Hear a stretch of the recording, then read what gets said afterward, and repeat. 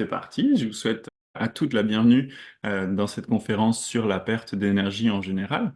Je dis que c'est la perte d'énergie puisque c'est le point commun entre la dépression, la déprime et le burn-out. Il y a une énergie qui diminue. Voilà. Et que je vais juste vous rappeler que moi, c'est le côté thérapeute en polarité qui m'amène à vous parler aujourd'hui donc de ces formes de perte d'énergie et qui va m'amener à vous parler des 5 éléments, puisque j'enseigne les 5 éléments issus de l'Ayurveda qui nous permettent de bien comprendre le lien entre la santé physique, la santé émotionnelle et la santé psychologique, les pensées. Et puis la santé spirituelle aussi au passage. Dans la conférence, je vous le dis tout de suite, on va commencer par dépression et burn-out parce que ce sont les plus simples à comprendre. Et ensuite, donc, quand on s'est assuré qu'on ne vit pas une dépression et pas un burn-out, eh ben, on essaie de regarder si on vit une déprime. Donc c'est dans la troisième partie qu'on parlera de ça aujourd'hui. Je voudrais vraiment qu'on commence cette conférence avec l'esprit ouvert. Chacun a sa définition de ce qu'est la déprime, la dépression, le burn-out. Parfait. Moi, je vous les laisse, ces définitions. Je respecte tout à fait vos avis et les avis de tous les professionnels que vous avez consultés ou écoutés par le passé. Moi, je vais juste vous donner une nouvelle vision qui est celle des 5 éléments, celle historiquement de l'Ayurveda et de la polarité surtout. Et donc, je vous encourage à rester ouverte d'esprit et de se dire, ben, peut-être qu'en fait, c'est pas un burn-out que vous avez vécu ou que vous vivez ou une dépression, ou une déprime, pardon, mais c'est une dépression. Voilà. Donc l'idée aujourd'hui, ça va être de redécouvrir les choses de manière très simple.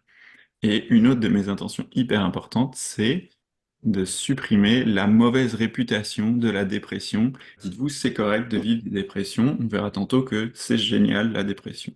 On va voir à quel point la dépression, la déprime et le burn-out sont en fait des crises de guérison. Donc en sortant d'ici, je veux que vous compreniez à quel point ce ne sont pas des maladies en réalité. Donc on va décrire c'est quoi les problèmes, les maladies qui sont à l'origine de ces crises de guérison. S'il y a une guérison, c'est qu'à la base, il y avait un problème, une maladie, un mal-être.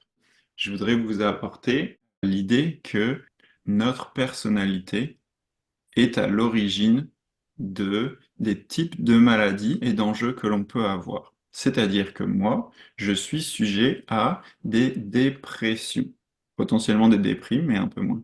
Jamais de la vie, j'aurai un burn-out. Parce que ma personnalité fait que je vais pas sur ce chemin-là. Je ne rencontrerai jamais ce problème-là dans ma vie. Et je vais vous expliquer en détail pourquoi. Donc c'est comme ça. Il y a des gens qui sont sujets au burn-out, il y a des gens qui sont sujets à la dépression, et il y en a d'autres qui sont sujettes à la déprime. Voilà. Et donc je vais vraiment vous expliquer pourquoi, ça va devenir très clair pour vous. Ensuite, le dernier objectif de cette conférence, bah, ça va être d'apprendre des trucs, apprendre des guides pour faire de la prévention. Donc pour éviter d'aller dans un trop gros burn-out, une trop grosse déprime, une trop grosse dépression. Et puis, bah, si jamais on est déjà dans cette grosse chute d'énergie, bah, comment s'en sortir sainement? Donc, première étape, on va parler d'abord de la dépression et du burn-out, puisque ils sont faciles à comparer et c'est les plus simples pour commencer. La dépression, je vais appeler ça une dépressurisation. C'est quoi une dépression? Ça veut dire une chute de pression. On baisse la pression. C'est pour ça que je vais appeler ça une dépressurisation. Ok? Donc, qu'est-ce que ça sous-entend? C'est que avant ça, on a eu une trop grosse pression. Donc, l'exemple classique dont on va parler tout le temps, c'est on est au travail et puis on a un boulot où ça va très vite et où il y a plein de collègues, où on a des fournisseurs et des clients qui ont des délais, qui nous mettent de la pression, entre guillemets, et on a un boss qui a des objectifs et donc qui nous donne des objectifs intenses à faire. Donc, j'ai plein de monde autour de moi, c'est important, le fait qu'il y ait plein de monde, plein de gens, et je prends de la pression, j'accepte de la pression, et donc il y a une montée en pression. Et à un moment donné, quand je subis trop de pression sociale, et ben pouf, il y a un crash, il y a une dépressurisation qui s'opère. Et donc la première chose très importante, c'est que cette dépressurisation, elle est super saine parce qu'elle est vitale. Mon corps me dit, je ne peux plus prendre tant de pression, donc stop. Donc ce qu'il faut bien comprendre, c'est que c'est le rythme de folie de nos entreprises et c'est la pression que je me mets qui est le problème, qui est l'enjeu en fait. J'appellerais pas ça une maladie parce qu'on en est loin, mais c'est ça qui ne va pas en réalité dans mon hygiène de vie. La dépressurisation, c'est mon corps qui sainement me dit, faut que tu t'arrêtes, t'as pas le choix, sinon tu vas mourir à un moment donné. C'est un peu exagéré mon affaire, mais en gros, c'est ça qui pourrait se passer si je continue à monter en pression beaucoup trop. La pression, c'est quelque chose qui m'appartient. Je vais prendre moi parce que moi je suis sujet à la dépression. Si je prends de la pression, ça m'appartient. C'est moi qui décide de prendre la pression des autres. Ce qu'il faut bien que vous compreniez, c'est que pour être en surpression, ça prend un ingrédient particulier, c'est je me préoccupe de votre opinion. C'est parce que je me préoccupe de votre opinion, de l'opinion de mes fournisseurs, de mes clients, que je me mets de la pression. Et donc, ce qui est très important, c'est que ça a trait à ma personnalité. J'ai une personnalité qui prend en compte le regard des autres. Et donc, je subis à cause de moi, le jugement des autres. Voilà, ça c'est très important. Et donc, c'est la personnalité R. J'ai beaucoup d'éléments R en moi, ça fait partie de ma personnalité, que d'accorder beaucoup d'importance aux liens sociaux, les liens professionnels, les liens humains de manière générale. Donc, je prends de la pression. À l'inverse, la personnalité Feu, qu'on verra pour le burn-out, accorde peu ou pas d'importance au jugement des autres. Donc, vous connaissez des personnes qui parlent très fort, des personnes qui se mettent en colère facilement. Vous vous rendez bien compte que ces gens-là accordent moins d'importance au jugement des autres que moi, par exemple. Donc, ça prend une préoccupation du jugement des autres pour se mettre de la pression. Donc, il n'y a que ces types de personnalités-là qui peuvent aller en surpression. Quelqu'un de feu, qui est principalement feu, il pourra juste pas monter en surpression parce qu'il ne se met pas la pression. Donc jamais il vivra de dépression. Impossible. Voilà. Donc si je résume, il faut avoir une certaine quantité d'éléments R pour se mettre suffisamment de pression et monter en pression et vivre ensuite une dépression. Donc c'est relié à ma personnalité. C'est très important. Puis je vais rajouter une dernière chose, même si on n'en parlera pas aujourd'hui, très peu, il y a la pression familiale qui est très importante aussi. Aujourd'hui, on parlera surtout de la pression sociale et professionnelle. Je vais vous donner un exemple très concret pour rajouter quelque chose de particulier dans le corps. La dépression, c'est beaucoup relié aux reins. Les reins, c'est la zone astrologique de la balance, donc les personnes qui sont balance sont des personnes sujettes à ressentir de la pression aussi, beaucoup. Et donc, la santé des reins est beaucoup liée à la surpression et la dépression, justement. Les reins, d'un point de vue médecine asiatique, c'est comme notre batterie. Donc chaque jour, on a une certaine quantité d'énergie. Cette énergie est impactée par combien de pression on se met. Donc les personnes qui sont beaucoup dans l'élément R, ils sont motivés par la pression qu'ils se mettent. Je mets de la pression pour rendre un travail parce que mes fournisseurs attendent ma commande ou mes clients attendent que je leur livre la commande. Donc je me mets de la pression. C'est ça qui me motive. J'utilise mon énergie jusqu'à ce que j'ai plus d'énergie dans mes reins, jusqu'à ce que ma batterie soit vide. Je vais vous donner un exemple bien concret d'une personne que je connais qui a épuisé ses batteries en mode surpression. La personne s'est mise en arrêt maladie et ce jour-là, précisément, sa batterie de téléphone a lâché, sa batterie d'ordinateur a lâché et il y a un troisième truc qui a lâché dans sa vie. Je sais plus du tout ce que c'est, mais c'est hyper marquant. Quand je dis lâcher, c'est pas juste oh j'ai plus de batterie. Non, non, c'est la batterie, elle marche plus. Terminé. Donc ça, c'est marquant pour dire que les reins disent un stop et tout l'environnement te montre que tu dois t'arrêter. Tu peux plus communiquer, tu peux plus aller sur ton ordinateur, sur les réseaux sociaux, tu peux plus travailler, chut, il faut que tu t'arrêtes. Voilà. Donc quand la personne m'a dit ça, j'ai fait, ben oui, c'est bon, c'est une dépression que tu t'amènes à vivre, en tout cas c'est une surpression que tu vivais, et non pas un burn-out. Et donc cette personne-là est très sociale, elle est aux petits soins avec tout le monde elle est bien, elle est très concernée par la société, par les grands groupes, très à l'aise dans les grands groupes, donc c'est une personne sujette à la surpression et donc à la dépressurisation.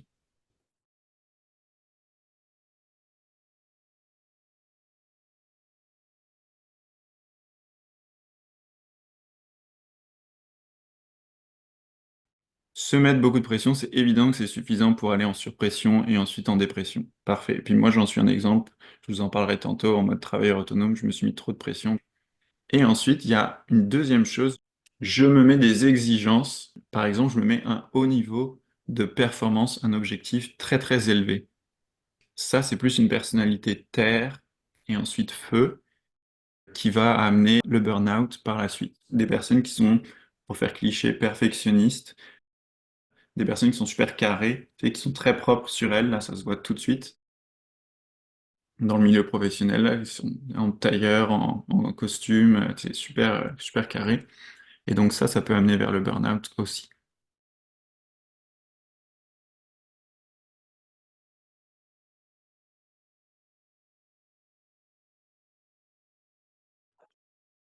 Mais tu vois, c'est très précieux, je te remercie pour ton intervention. Donc vous voyez un petit peu comme c'est fascinant, je fais juste décrire la personnalité des gens qui sont exigeants et sujets à se mettre beaucoup d'objectifs intenses, et pas elle reconnaît son ami. Donc c'est fascinant comme vous voyez à quel point la personnalité oriente vers des risques finalement. Mais c'est tout à fait logique et c'est correct. Voilà. C'est juste fascinant de l'observer encore une fois.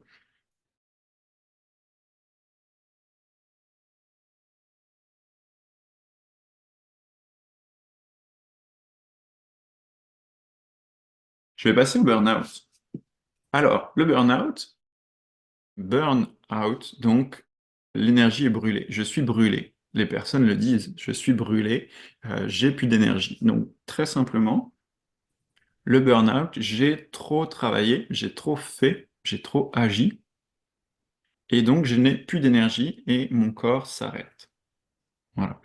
Donc, ce qu'il faut comprendre, c'est que c'est relié avec la personnalité feu, et que, tout comme la dépressurisation, là, l'ingrédient nécessaire pour avoir un burn-out, c'est le déni de ses limites.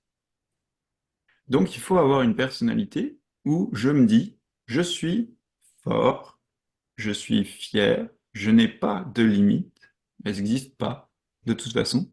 Donc je continue à travailler 70 heures par semaine. Ok, mais là ça marche un mois, ça marche 2 mois, ça marche peut-être 6 mois, peut-être plus. Et ensuite, ben, ça craque forcément, parce que si on n'a pas de limites et qu'on ne se repose pas assez, le corps te dit ben, finalement si tu as des limites. Voilà. Donc c'est ça le burn-out. Donc c'est effectivement ce qui se rapproche le plus de ce qu'on appelle l'épuisement professionnel. Il y a vraiment un épuisement, il y a vraiment plus d'énergie. La personne ne peut plus rien faire, tout simplement. Voilà. Je vous fais la comparaison pour bien comprendre. La personne qui est en dépressurisation, elle a encore de l'énergie, mais elle est plus motivée, elle est incapable de prendre la moindre pression. Et c'est la pression qui la motive bien souvent. Alors que la personne feu en burn-out, elle a juste plus d'énergie. C'est tout. Donc on reste au lit, on se repose. Donc je vais revenir sur cet ingrédient très important là, qui est le déni. Le déni, c'est hyper pratique, c'est utile, parce que quand il s'agit de rendre un projet pour dans 2 jours et qu'il faut faire 25 heures de travail, bah, c'est bien pratique de pouvoir mettre de côté sa fatigue, donc dénier ses limites pour rendre le projet super. Au travail, malheureusement, on l'utilise trop souvent, cette capacité qui est le déni. Le problème, c'est quand on le fait trop souvent. La fierté, la prestance, c'est une vraiment belle qualité. Globalement, les personnes feu, ce sont les managers. Ce sont les personnes qui sont très affirmées, qui sont capables de diriger, qui ont beaucoup de charisme, beaucoup d'esprit d'initiative, qui prennent des grosses décisions. Ce sont ces personnes-là qui sont sujettes au burn-out. Et donc, ce sont des merveilleuses personnes, ce sont des grandes qualités qu'elles ont, qui sont nécessaires, je vous le redis, surtout en milieu de travail, dans les projets de manière générale, qu'ils soient professionnels ou pas. Je vous reparle de ce côté personnalité qui est vraiment important. Moi, je n'ai pas du tout assez de fierté pour me tuer au travail. Faut que vous compreniez bien ça. Et je le dis de manière super simple et bienveillante, c'est comme ça. Moi, je vais abandonner avant. C'est tout. Puis c'est super humble de dire ça, vous vous rendez compte, là. Alors que les personnes qui sont feu, il y a une concentration aussi, j'ai oublié de vous dire, une concentration, il y a une fierté, une orientation objectif, il y a plein de belles choses qui font que les limites sont mises de côté et je continue aux dépens de ma santé, aux dépens de mon énergie.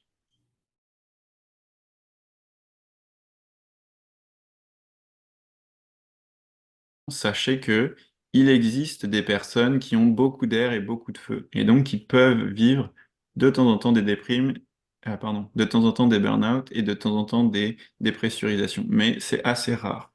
Moi, j'en connais là, donc c'est clair que c'est possible, et ça va être le milieu de travail, l'entourage qui va faire qu'on vit plus l'un ou plus l'autre. Si j'ai des personnes très autoritaires autour de moi, ben, je vais me mettre de la pression et vivre une dépressurisation. Si je suis en travailleur autonome et que je me mets un objectif de fou et que je dénie mes limites, ok, je pourrais aller en burn-out. Mais c'est assez rare que des personnes vivent ça, soient capables de vivre les deux modes.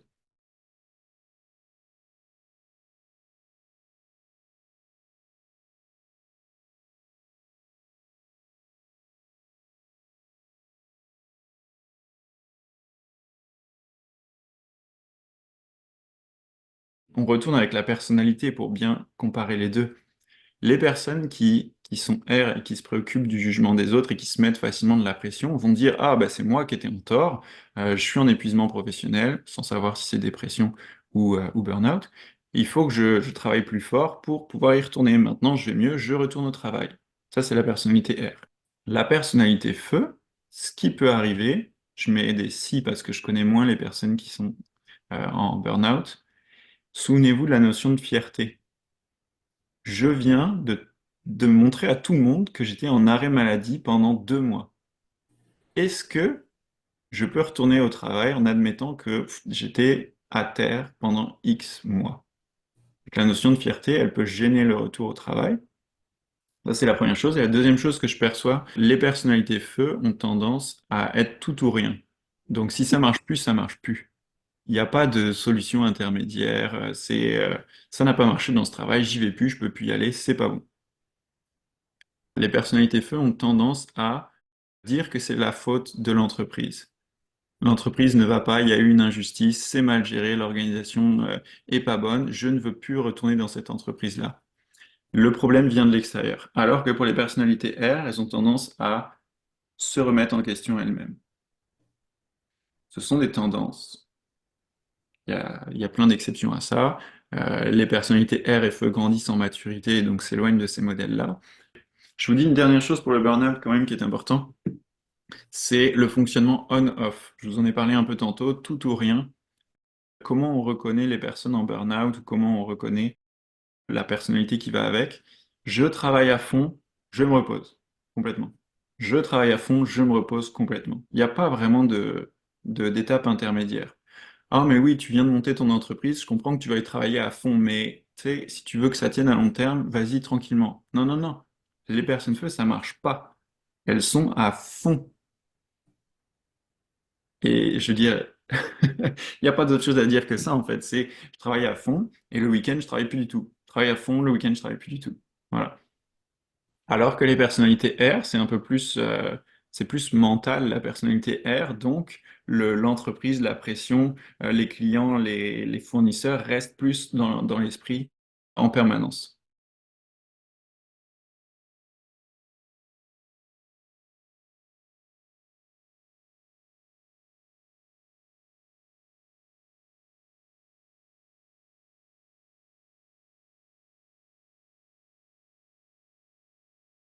Puis merci pour ton partage, c'est un merveilleux exemple, bravo. Et je vais rajouter quelque chose. Est-ce que vous vous rendez compte que elle est vraiment dans l'idée de je me priorise et je regarde mon énergie? C'est du feu. C'est peu importe les autres, je vais me coucher. Il n'y a pas de pression sociale et familiale là-dedans, puisque je dis à toute la famille, je vais me coucher et je disparais. Une personne R qui se met de la pression sociale et familiale va avoir énormément de mal à quitter la table au milieu de la soirée pour aller dormir et se prioriser. C'est fascinant. Donc voilà, la personnalité nous oriente vers nos excès et nos problèmes. C'est toujours ça. Moi, travailleur, je me mets dans la situation où j'ai besoin de vivre une expérience pour apprendre. Donc quelqu'un de feu va se mettre dans une expérience où il pourra vivre un burn-out pour apprendre à respecter ses limites. Et je lui souhaite que ce soit un petit burn-out. C'est tout à fait possible. Une personne très R va se mettre dans une situation où elle peut se mettre beaucoup de pression pour apprendre justement à mieux gérer sa pression et s'en mettre moins. Voilà. Donc, effectivement, je fais du pouce sur le fait que le milieu de travail, l'employeur et tout ça a une responsabilité très limitée selon moi, même si on s'entend qu'il y a des meilleurs employeurs que d'autres et qu'ils ont du pouvoir de toute façon. Aujourd'hui, on va avoir moins le temps de parler des solutions, comment on fait pour se sortir de tout ça ou pour prévenir, mais je tiens vraiment à insister sur le fait que la prise de conscience de qu'est-ce qui m'arrive, c'est le démarrage de tout et ça fait 50% de la job. Quelqu'un qui se rend compte qu'il a vécu finalement une dépression et non pas un burn-out et le pourquoi et l'explication, c'est bon là. Il vient de réduire de 50% ses chances d'avoir une nouvelle dépression. Donc la prise de conscience, c'est la chose la plus importante. Et que si au moins vous avez gagné ça aujourd'hui et que vous pouvez le partager autour de vous, bah, c'est déjà un grand bravo.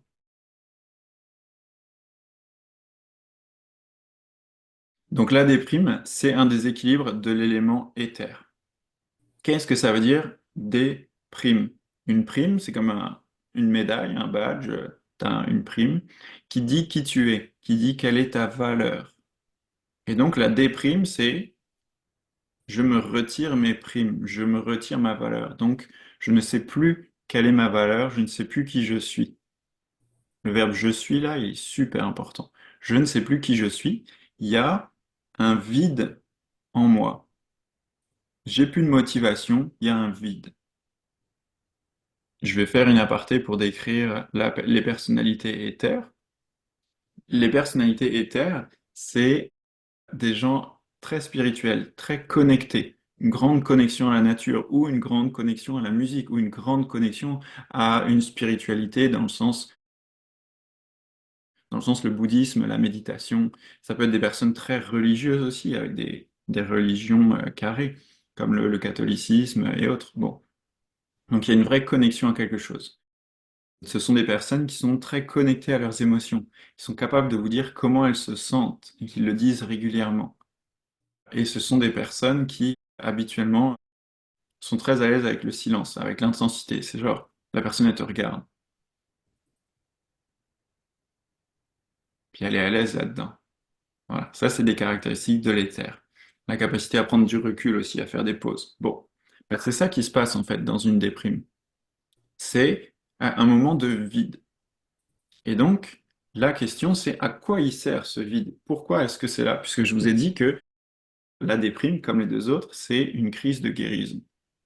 Ce que j'ai observé ces derniers temps, c'est qu'il y a un changement important qui apparaît dans la personne en question. Un changement, une évolution profonde. La personne devient plus mature, la personne change qui elle est, et il y a un processus de réactualisation qui doit se faire pour que la personne découvre quelle nouvelle version d'elle-même elle est.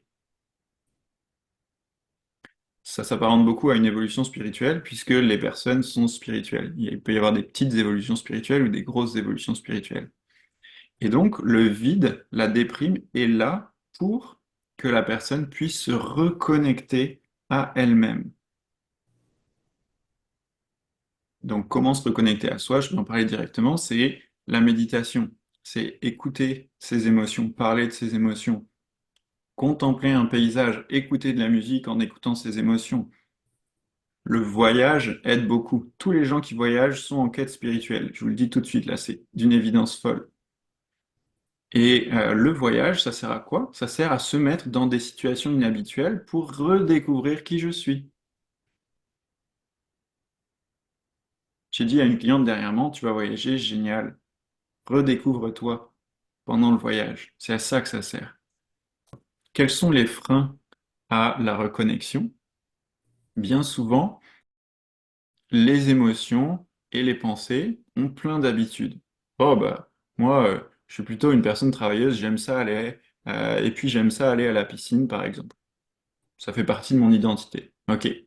Et donc, quand je suis en déprime, mais j'ai pas envie d'aller travailler, je dis, bah là, comment ça? Je suis une personne travailleuse, je dois aller travailler. Ah, quand on est en déprime, il faut mettre de côté ses habitudes de pensée et d'émotion pour pouvoir se réactualiser. Bah finalement, peut-être que j'aime plus aller à la piscine, puis c'est bien correct. Peut-être que finalement, j'aime plus travailler fort, mais je veux travailler plus en écoutant mes intuitions. Et donc, je vais faire un travail plus dans la créativité, dans la musique, dans l'art, voilà. Donc, c'est à ça que sert ce vide, se reconnecter à soi. Et il faut prendre le temps, prendre le temps.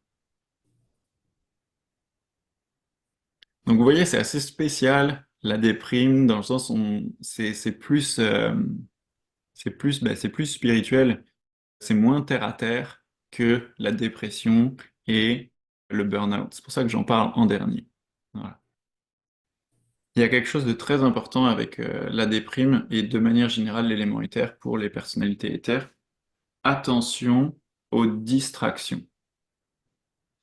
Les personnalités éthères sont tout le temps, elles oscillent tout le temps entre je suis full connecté à moi. Je suis en train de peindre une peinture avec mes émotions. C'est mes émotions que je suis en train de peindre. Je suis full connecté à moi. Je suis en train de chanter, jouer de la musique, puis c'est mes émotions que je transmets. Full connexion. Versus, j'écoute de la musique, c'est génial, et ça me permet de m'oublier. Ou je travaille à fond, ça me permet de m'oublier. Ou je fais une activité sportive qui me déconnecte complètement, ou je mets mon cerveau à off, mon émotion à off, j'y vais à fond. Regarder un film, regarder un film, on peut être full déconnecté, être complètement dans le film, je suis le personnage principal, donc je n'existe plus. Ou on peut être full connecté à un film en étant full connecté à soi. Je vois l'héroïne, elle vit plein d'émotions, ça me fait vivre des émotions. Je suis connecté à mes émotions. Est-ce que vous voyez la différence? J'existe face à l'héroïne et c'est moi qui ressens. Versus, je suis l'héroïne, je n'existe plus, et donc je suis déconnecté à moi. Donc, l'exemple que je viens de vous donner, au passage, ça peut marcher pour n'importe quelle activité. On peut être très déconnecté ou très connecté à soi. Donc, les personnes qui sont éthères de manière générale, et donc les personnes qui vivent une déprime, eh bien, il faut faire très attention à ça. Est-ce que je suis en train de me connecter ou est-ce que je suis en train de me déconnecter à moi? Le tout avec grande bienveillance parce que on observe qu'on a besoin de moments de déconnexion. C'est obligé. Tel qu'on est là, incarné sur cette terre, avec notre niveau de maturité actuel, on ne peut pas être connecté à soi 100% du temps. C'est trop. C'est trop. Donc, acceptons d'être déconnecté de temps en temps, mais faisons en sorte d'être quand même le plus conscient et connecté.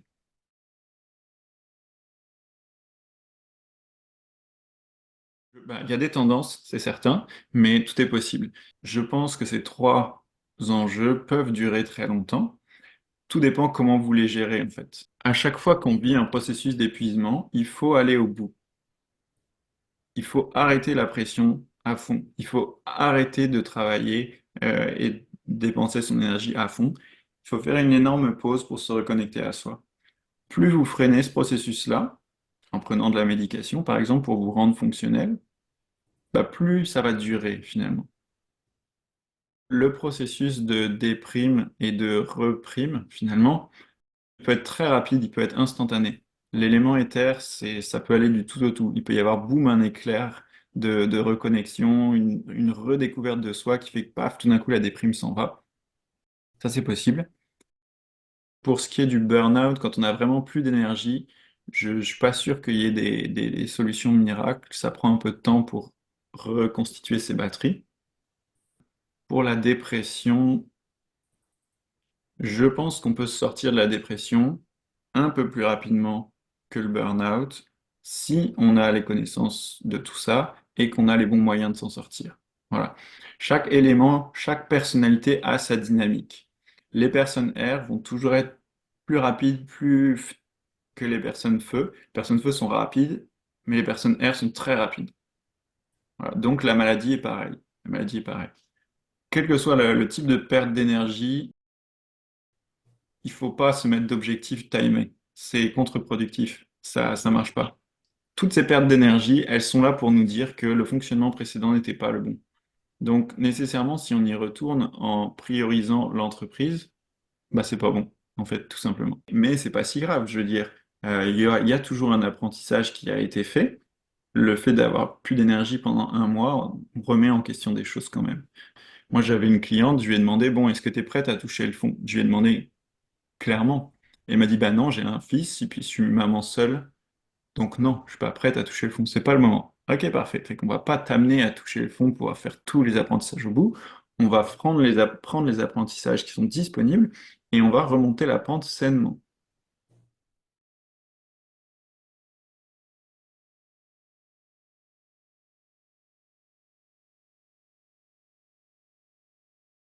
De manière générale, la retraite, c'est pas bon pour la santé.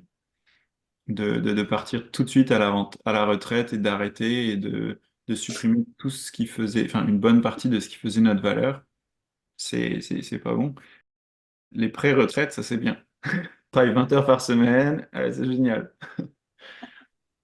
Les personnes bien plus âgées que vous, qui sont en maison de retraite et tout ça, elles ont souvent des problèmes d'audition. Vous savez, c'est souvent l'un des premiers sens qui se perd avec la vieillesse. Eh bien, parce que c'est complètement relié à l'élément éther et donc à la déprime. Quelqu'un qui n'a plus de valeur, qui sait plus qui il est, qu'est-ce qu'il vaut, eh bien, a son élément éther en déséquilibre et donc les oreilles se perdent. À quoi ça sert? Mon corps me dit, bon bah très bien, tu ne peux plus entendre l'extérieur. Ah, mais que tu es obligé d'écouter ton intérieur. Et Et, donc, écouter qui tu es, mm, reconnecter à toi. Les autres, tu les entends plus. Arrête d'essayer d'écouter les autres. Écoute-toi, toi. Voilà, tout mon enseignement, c'est supprimer des idées préconçues de la société qui vous dit non, non, il faut entendre les autres, mais des appareils auditifs, il faut que tu entendes les autres. Non, non, non, non, ton corps, il est plus intelligent que ça. Il te dit, arrête d'écouter les autres, écoute-toi. C'est d'autant plus des beaux cadeaux. Là, j'insiste de nouveau sur la déprime. Je vous redis que c'est un merveilleux cadeau parce que c'est vous vivez un changement profond, puis votre corps vous donne l'occasion de vous reconnecter à la nouvelle version améliorée de vous-même. Et que c'est génial. C'est un changement vers un état plus mature, un état plus spirituel. Donc c'est génial, il faut le saisir. C'est très très beau. Ce qui me tient à cœur, c'est faites bien la différence entre ces trois pertes d'énergie-là. Redorer l'image de la dépression. La dépression, c'est un beau processus au même titre que le burn-out. Il n'y a pas plus de fierté à être en burn-out qu'en dépression. C'est une perte d'énergie. Donc le mot épuisement professionnel, très chouette, c'est un épuisement professionnel. Mais est-ce que c'est un burn-out ou une dépression? On ne le sait pas. Voilà. À toutes les personnes à qui ça arrive, dites-leur que c'est une crise de guérison, de prendre le temps. Voilà. Le corps, il est vraiment intelligent, il faut aller avec lui et vraiment le suivre. Autrement, je tiens à vous dire que vous êtes les bienvenus si vous voulez une séance de soins, justement, que ce soit en présentiel ou à distance, pour adresser ces enjeux-là, pour faire de la prévention ou pour remonter une pente. Moi, je donne des soins à distance. Vous êtes les bienvenus pour regarder mes autres vidéos qui sont sur ma chaîne YouTube qui s'appelle École l'air du cœur. Donc, c'est une chaîne qui est en montée pour l'instant, en création. Jusqu'à présent, mon école s'appelle École l'air du cœur, mais je vais changer tout ça sous peu. Je vais clôturer la séance pour la conférence en tant que telle. Je tiens à vous remercier pour votre présence, pour vos questions, pour vos participations. Moi, c'est ça qui m'anime et qui me nourrit aussi. Puis je suis très content d'avoir vu vos prises de conscience aussi au passage.